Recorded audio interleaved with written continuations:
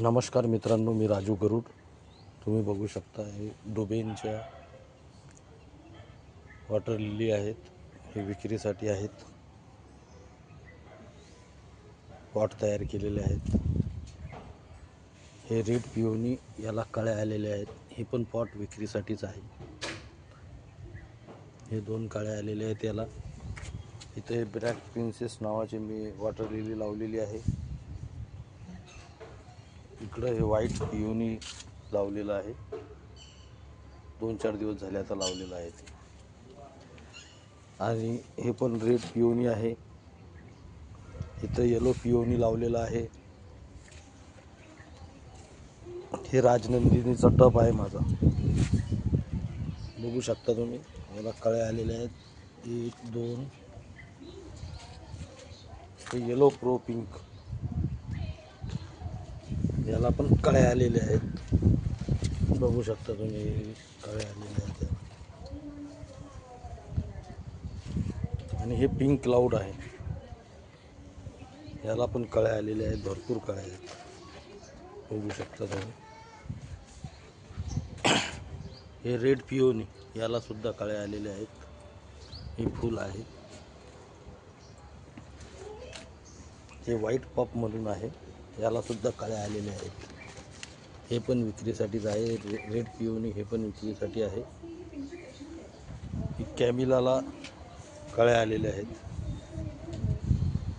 हे micro lotus लियांगली, याला सुद्धा कळ्या आलेल्या आहेत, बघू शकता तुम्ही। हे D9, याला सुद्धा कळ्या आलेल्या आहेत। आणि हे रेड शांघाई, याला सुद्धा एक कळी आलेली आहे। याला बघू शकता तुम्ही, सीड पॉट आलेला आहे। हे बघू शकता तुम्ही, सीड याचे। परंतु आता काय माहिती का, याला जे फुलं येतात आणि सीड पॉट येतात, त्याच्यानंतर याला हे तोडून टाकायला पाहिजेत, कारण याच्यात सगळी एनर्जी झाडाची चालली जाते। हे बघा, आणि हे मी दाखवायसाठी ठेवलेले आहे। हे पण तोडून टाकायला पाहिजे, बघू शकता तुम्ही। ही कॅमिला हायब्रिड आहे, हे पण तोडून टाकायला पाहिजे। तसंच आता बघू शकता तुम्ही, याला येलो प्रो पिंक, याची पण फुलं येऊन गेलेले आहेत याला। परंतु याची हे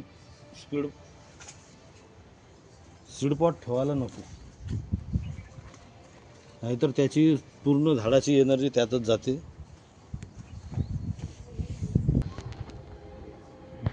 हे सीडपॉट मी काढलेले आहेत, आणि जास्त ठेवायला नको, नाहीतर याची पूर्ण झाडाची पूर्ण एनर्जी त्यात चालली जाते। तर